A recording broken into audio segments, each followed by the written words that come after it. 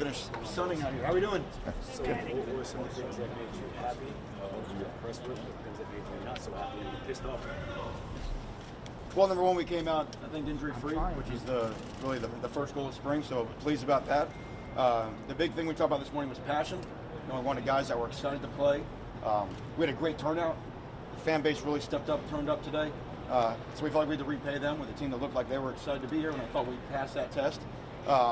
In terms of the actual ball, I thought there was good execution on both sides. I was happy to see all of our three quarterbacks make plays. We believe all three of those guys can play, and I think they go into summer now knowing that all three guys can play. So I think that was a big plus out of today. Our one defense played, I think, like our one defense should. There was one drive that kind of I thought was not to our standard, but for the most part, I thought those guys tackled well.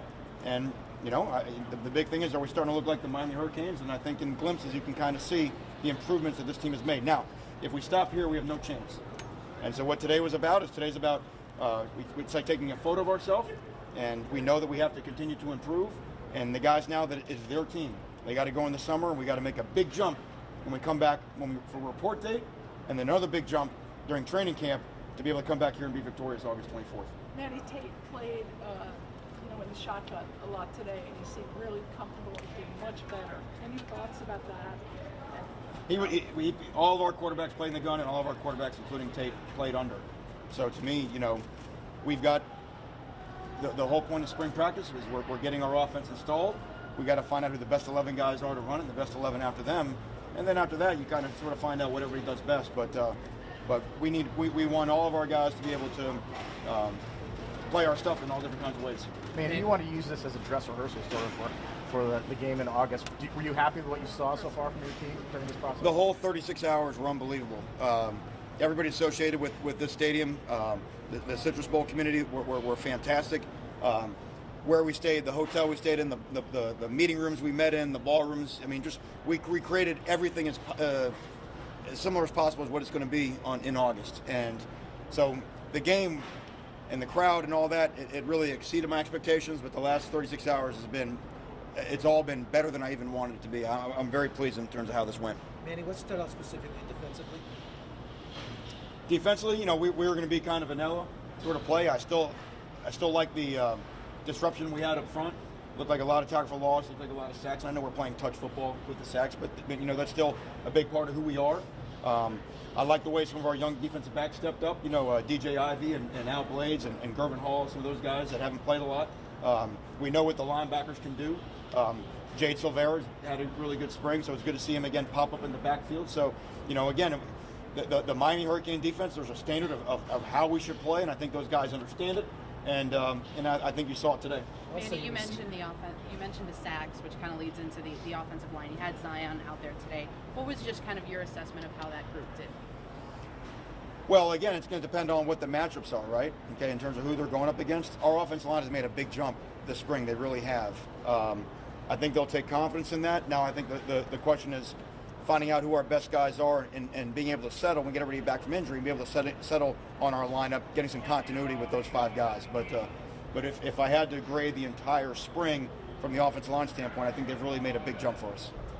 Will, we know Manny obviously came here as a skilled pass catching tight end, but have you seen him reach a different level compared to where he was last year?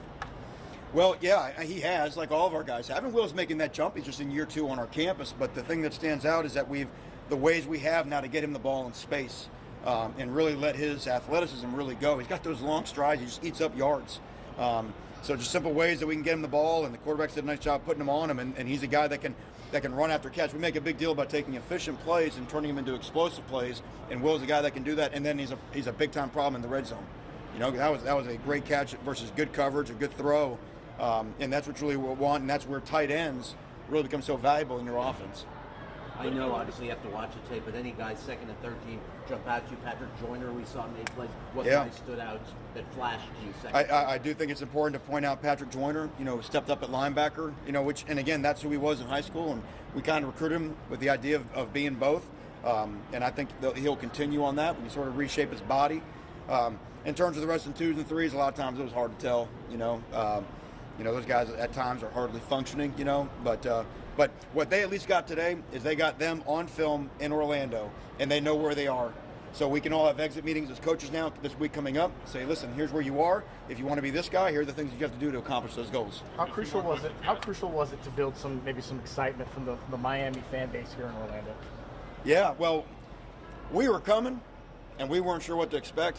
And the way our fans brought it today was unbelievable. And that, and again, we wanted to try to repay them with a performance worthy of, coming here and spending a great day. We got lucky with the weather, the way yesterday was. And, again, what should be the minimum expectation when you come watch the Miami Hurricanes play? You should see a team that looks like they love playing for each other, a team that plays with physicality, a team that plays with toughness, and I think some of those things were on offering today. This was obviously your first spring in this role. What have you learned about yourself in the job? Well, like anything else, you hire a lot of really smart people and let them do their job. And it gives you a different perspective, but you also make sure you really define what wins football games. And our team, we've really drilled deep down into that this spring of understanding how we win a football game. That's why even our spring game, all of our scrimmages have been games, so we can understand time, where the ball is on the field, and those type of things. So we're not just practicing, we're not just running plays. What we try to say, we don't ever practice, we always play. And that way we'll be better prepared to play in the fall. Mark Rick was singing your praises at halftime up there. How has that relationship changed and grown? I know it's a little bit different, but since he's retired and you've taken over. Well, the one part that hasn't changed is that we're really good friends. And I've got a lot of respect for who he is, not just as a man, but as a football coach. But now, again, what an amazing thing for me to have someone like him with a wealth of experience that cares very deeply for the Miami Hurricanes that I can call on at any time. So it'll be great when kind of with spring ball over and things slow down and we can kind of get back together again and sort of talk through the way the world works. Manny, and the opportunity that he's going to have now, I was just going to kind of jump on that question with Mark. Just being an analyst for the ACC network and he's going to come back in a different role. I mean, how do you expect that to go for him? I think it's great for him. I think just him being around the game is great. And again, he has given us a springboard to where this program needs to go in a lot of different ways, and we're very indebted to him for that. Okay, thank you all so much. Okay.